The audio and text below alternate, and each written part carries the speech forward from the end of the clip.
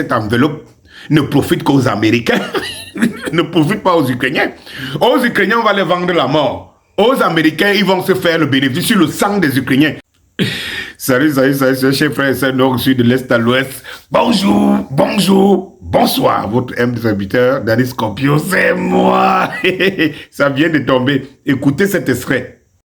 Ça donnait quand même beaucoup de chance à ce vote de connaître une issue positive, mais ça restera quand même compliqué quand on voit, j'insiste là-dessus sur le fait que les républicains ont majoritairement voté contre cette aide à l'Ukraine. Ça veut dire que ça restera un débat quand même très important dans le champ politique américain pour les mois qui viennent, et notamment si jamais Donald Trump effectivement devait revenir à la Maison-Blanche. Donc là, je pense que les Ukrainiens ont un soupir de soulagement, mais que le combat n'est pas terminé vis-à-vis du monde politique américain. Ce que j'allais vous dire, mes chers frères et sœurs, les Américains viennent donc de voter cette enveloppe d'aide de 61 milliards due à l'Ukraine, dont nous espérons que l'Ukraine va gagner maintenant sa guerre et repousser les Russes jusqu'à leurs frontières d'antan. Quand tu écoutes les médias mainstream et puis les analyses des experts, vous avez l'impression que les Russes étaient accrochés à la position des Américains. Il n'y a rien qui arrêtera les Russes, les objectifs seront atteints. C'est ça qui est clair, il faut comprendre. Mais quand vous écoutez leurs analyses, ils vous donnent l'impression que les Russes étaient accrochés au fait que, non, comme si les Russes ont demandé l'aval des Américains et tout, et comme si eux, ils sont mieux informés que les services de renseignement russes pour savoir ce qui va se passer après.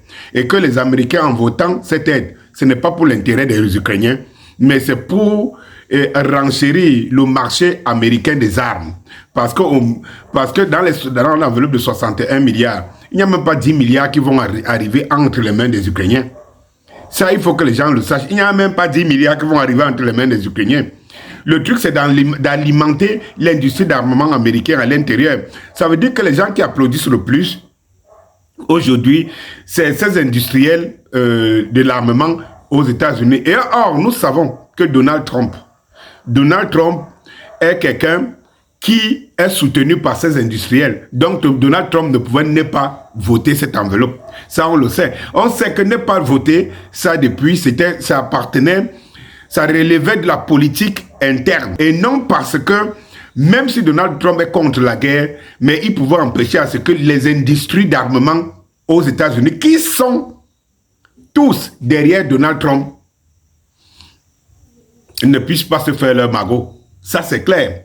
Parce que dans les 61 milliards, c'est comme vous dites, parce qu'il y a déjà 25 milliards qui vont aller pour éponger l'enveloppe de l'armement qui avait déjà été utilisé ou envoyé en Ukraine. Et de l'aide qui avait déjà été faite en Ukraine. Donc, il faut donc enlever dans les 60 milliards, 61 milliards, les 25 milliards déjà, pour voir qu'il reste 31 milliards. Et puis dans les 31 milliards, il faut savoir que 17 milliards vont aller dans l'industrie de l'armement, directement dans l'industrie de l'armement, pour produire les nouveaux armes, et 17 et presque 15 autres milliards qui vont aller pour la production des obus, des machins et tout ça. Donc en fait, les gens qui écoutent souvent des informations et ne prennent pas la profondeur de ce qu'on veut nous faire passer, qu'ils sachent que Danny Scorpio est là pour aiguiller les consciences des uns et des autres. Donc la Russie ne nie pas, ne doute pas depuis que les enveloppes, le paquet d'enveloppes de milliards vont être votés. La Russie est mieux placée pour le savoir. Et la Russie ne construit pas son programme de guerre en tenant compte ou pas, ou de ce que les Américains vont décider ou pas. Je suis désolé. Et donc, une fois de plus, les Ukrainiens sont baisés, permettez-moi l'expression, baisés dans le plus profond de leur ADN. Baisés comme des chiens en chaleur.